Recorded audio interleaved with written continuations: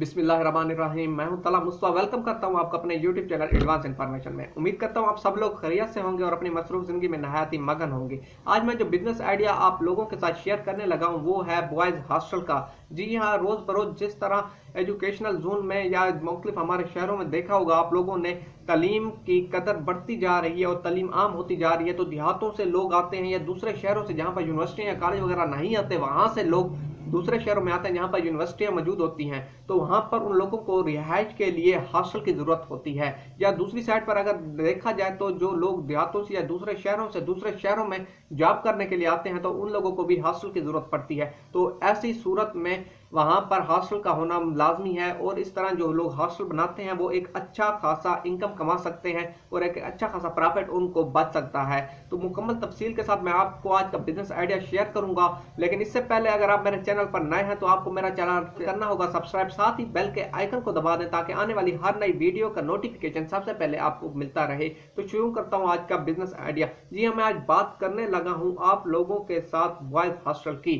Boys hostel कैसा होना चाहिए, किस जगह पर होना चाहिए। बॉयज हॉस्टल के लिए अगर आपके पास अपनी बिल्डिंग मौजूद है तो दी बेस्ट है, अदरवाइज आपको रेंट पर लेनी होगी। बिल्डिंग जितनी बड़ी होगी उसका रेंट भी उतना ज्यादा होगा। तो अगर आप देखते हैं आपके पास अगर कम से कम मेरे ख्याल में आपके पास 10 कमरे से 15 कमरे लाजमी मौजूद होने चाहिए, क्योंकि जितनी ज्यादा बड़ी बिल्डिंग होगी आप लोगों का प्रॉफिट उतना ज्यादा बचता जाएगा। इसलिए आपको चाहिए कि थोड़ी बड़ी बिल्डिंग रखें और उसमें आपको प्रॉफिट क्योंकि ज्यादा बच सकता है। तो बिल्डिंग अगर आपकी अपनी है तो दी बेस्ट, अगर रेंट किया है तो आपको किराया देना पड़ेगा। और आपकी इन्वेस्टमेंट में सबसे पहले इस बिल्डिंग की पगड़ी जिसको कहते हैं या सिक्योरिटी जमा करवानी होती है, जो वो आपको जमा करवानी पड़ेगी। वो आपके इलाके की मुनासबत से होगा या आपके कोई जानने वाला या वाकिफ होता है तो वो आप अपने पे डिपेंड करता है कि वो कितनी आप उनसे गुंजाइश निकलवा सकते हैं। और हॉस्टल शुरू करने का जो सबसे बेहतरीन महीना कह लें या मंथ कह लें, टाइम कह लें, तो वो तकरीबन सितंबर से अक्टूबर होता है।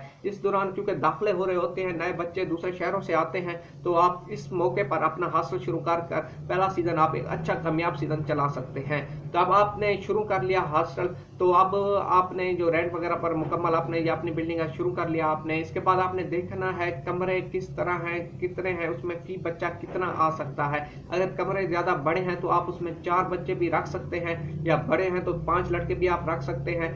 तो अगर कुछ छोटे कमरे हैं और कुछ लोग ऐसे होते हैं जो मम्मी डैडी समझ लें, तो वो लोग सिंगल रहना चाहते हैं या 2 बंदे रहना चाहते हैं, कमरे में ज्यादा रश नहीं रखना चाहते, वो अफोर्ड कर सकते हैं, तो आप उस कमरे का चार्जेस ज्यादा रख कर आप सिंगल या 2 बंदों को वो कमरा किराए पर दे सकते हैं। तो इस तरह उन लोगों को भी आसानी होगी और आप लोगों के भी प्रॉफिट में इजाफा होगा।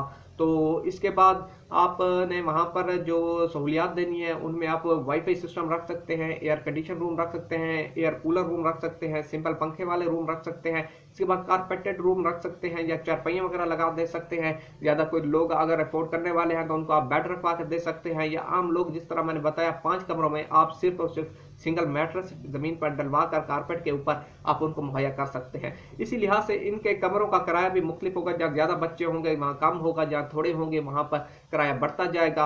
और इस तरह लोगों की भी अफोर्ड पर ये डिपेंड करता है कि वो किस तरह का किराया अफोर्ड कर सकते हैं। और इसके बाद जो सबसे ज्यादा बात आती है, आप लोगों को बिजली का बिल वगैरह भी देना होगा। आपने मोटर वगैरह पानी जो चलता है उसका बिल होगा। आपने अगर बिजली जाने के खदशात होते हैं वहां पर आपने यूपीएस जनरेटर वगैरह की सहूलत देनी होगी। और इसके बाद अगर वहां पर आजकल नेट का दौर है, हर कोई नेट वाले रूम्स को ज्यादा तरजीह देता है, तो जो लोग नेट अफोर्ड कर सकते होंगे आपने उनको वाईफाई वगैरह देना होगा। तो ये भी सिस्टम में शामिल है। और इसके बाद जो सबसे ज्यादा अहम बात होती है मेस की, आपने अपने हॉस्टल में एक अदद मेस का सिस्टम लाजमी रखना है। आपने अपने हॉस्टल में मेस का सिस्टम लाजमी रखना है ताकि जो लोग वहां पर रहते हो उनको मुकम्मल घर जैसा माहौल मिल सके और उनको टाइम के ऊपर खाना मिल सके। आपने जब कुछ लोग ऐसे होते हैं जो मेस हॉस्टल में नहीं रखना चाहते, वो उनकी मर्जी पर डिपेंड करता है। आपने उनको ज्यादा तंग या आपने ज्यादा जोर नहीं देना कि आपने लाजमी ही मेस अपने हॉस्टल में करना है। उन लोगों को इजाजत होनी चाहिए कि वो अगर मेस अपना बाहर रखना चाहते हैं, कहीं भी होटल वगैरह से खाना चाहते हैं, तो उनकी मर्जी पर डिपेंड करता है और वो अपनी मर्जी से कर सकते हैं। और आपने अगर मेस अपना रखना होगा तो आपको एक कुक की जरूरत पड़ेगी। आप कुक हायर कर सकते हैं। आपको कुक को महीने की सैलरी देनी होगी, चाहे बच्चे 40 हो जाए या बच्चे आपके पास 50 लड़के अगर आपके पास रेंट पे रहते हैं तो कुक को वही महीना सैलरी मिलेगी जो आपने उनके साथ डन की होगी।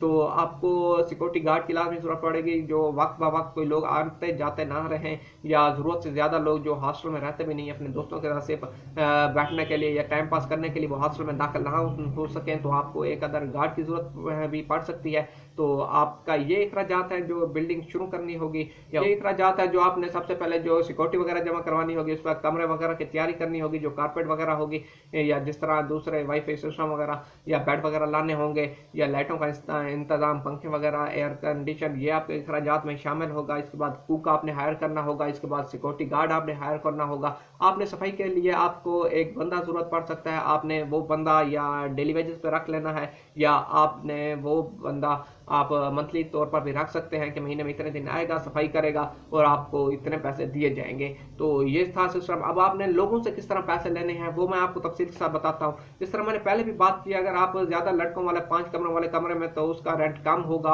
आपको 5 कमरे रख सकते हैं, और आप 5 बच्चे जब वहां पर रखेंगे तो आप जो एडवांस सिक्योरिटी आपने लड़कों से भी लेनी है, आप तकरीबन अगर मैं मिसाल के तौर पर अगर 2000 रुपये फी बंदा से सिक्योरिटी आप वसूल कर लेते हैं, और आपके हॉस्टल में तकरीबन 50 बंदे हैं, तो ये 1 लाख रुपया आपका बन गया। 1 लाख रुपए से आप इन्वेस्ट कर जो अपने सामान वगैरह आपने लगाना होगा, कारपेट वगैरह, आपके काफी सारे कमरों का वो बन सकता है। जिस तरह सिंगल मैन में कमरे में कोई जिस तरह सिंगल कमरों में कोई रहना पसंद करता है, या डबल कमरों में कोई एक कमरे में 2 बंदे रहना पसंद करते हैं, तो आप उनसे सिक्योरिटी भी ज्यादा वसूल कर सकते हैं और उनसे रेंट भी ज्यादा ले सकते हैं। तो आप लोगों ने उसे सबसे पहले आना है तो शनाख्ती कार्ड वगैरह, या आपने फार्म जो फिल करना है आपने वो फार्म फिल करवाना है, ताकि बाद में किसी किस्म का आपको सिक्योरिटी के खदशात या किसी किस्म के नुकसान का सामना ना करना पड़ जाए। तो इसके बाद आपने सबसे पहले जो अहम बात समझी जाती है, शनाख्ती कार्ड के अलावा आपने उनसे स्टूडेंट कार्ड लाजमी वसूल करना है। आया कि ये यूनिवर्सिटी में पढ़ भी रहा है कि ये नहीं पढ़ता, आपने स्टूडेंट कार्ड लाजमी उनसे वसूल करना है। और हर लड़के से एडवांस आपने किराया लेना है, क्योंकि ये ना हो कि अगर वो 15 दिन 20 दिन रहता है और आपका हॉस्टल छोड़ के चला जाता है, इस सूरत में आपको नुकसान का सामना करना पड़ जाएगा। इसलिए हर किसी से एडवांस आपने लेना है किराया। जो अगर कोई मैस का सिस्टम रखता है आपके पास तो उस मैस के चार्जेस उसके साथ होंगे, अगर कोई मैस का सिस्टम नहीं रखता तो सिर्फ उससे रिहाइश के पैसे आपने लेने होंगे। अगर आप अपने किचन में आप दूसरे आइटम रख सकते हैं, जिस तरह बोतलें वगैरह या दूसरे कोई आइसक्रीम वगैरह के फ्रिज वगैरह आप अपना रखना चाहें तो आप इस तरह रख सकते हैं, और जिसने जो चीज़ लेनी होगी पसंद करनी होगी वो आपसे खरीद सकता है। तो इस तरह आप कमा सकते हैं। इसके अलावा अगर आप कापी पेंसिल वगैरह का सिस्टम रखना चाहें तो ये इतना ज़्यादा चलने वाला नहीं है, आप रख सकते हैं। तो ये तो था मुकम्मल तफसील के साथ बिजनेस आइडिया। यकीनन आपको पसंद आया होगा। अगर आपको पसंद आया तो मेरे वीडियो को लाइक और शेयर कर दीजिएगा। रखिएगा दुआ में याद। मिलते हैं एक नई वीडियो के साथ। अस्सलाम वालेकुम।